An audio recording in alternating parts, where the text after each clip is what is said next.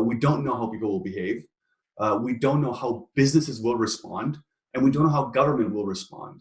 Now, if there is a strong government intervention, there's a good chance that businesses will not be able to leverage some of these strengths that I just talked about previously, which is this capacity to act on local information.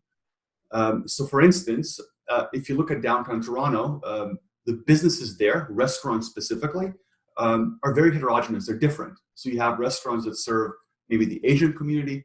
You have restaurants that serve different types of communities, and they know these communities well. So the smaller the problem becomes, which means the smaller the niche for a specific taste, for instance, the easier it is to solve that problem for that particular niche. So these restaurants, these small businesses, they'll know how to react, and they can then act locally.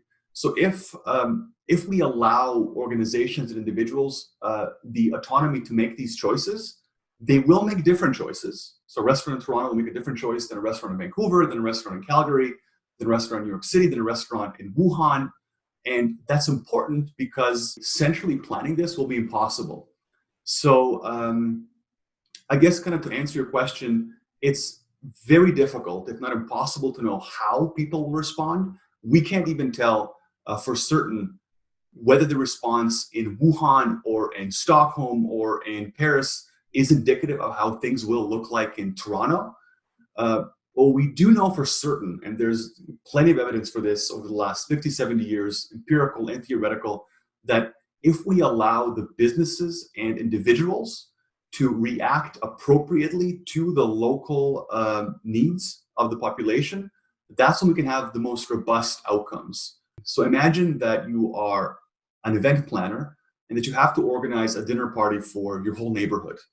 Now you think like, well, this is really difficult. I don't even know a lot of my neighbors. How can I possibly know their food preferences, their allergies, and so on? Well, you could technically go around the neighborhood and try and ask people what they like and kind of write down the menu, go shopping and buy everything you need and make 100 different types of dishes.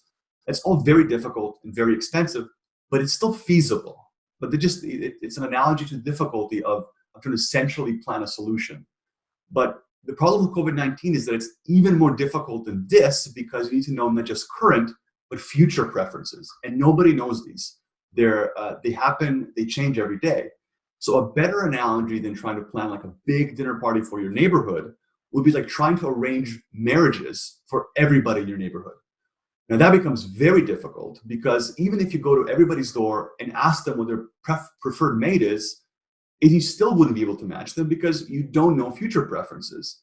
People still need to go out, need to date, need to get to know each other, and then they make decisions as they gain better information. So this is one potential analogy for how difficult central planning is and how it could fall apart and have really bad long-term negative consequences.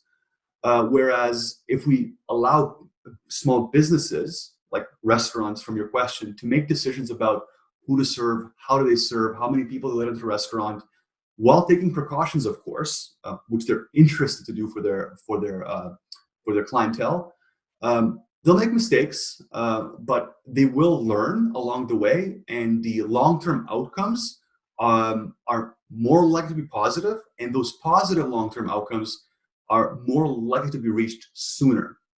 So I think that's one way to think about the difference between how these things are approached centrally and how the outcomes can be positive when the correct approach is taken, and also why the analogy between different economic systems with different cultures just won't really work.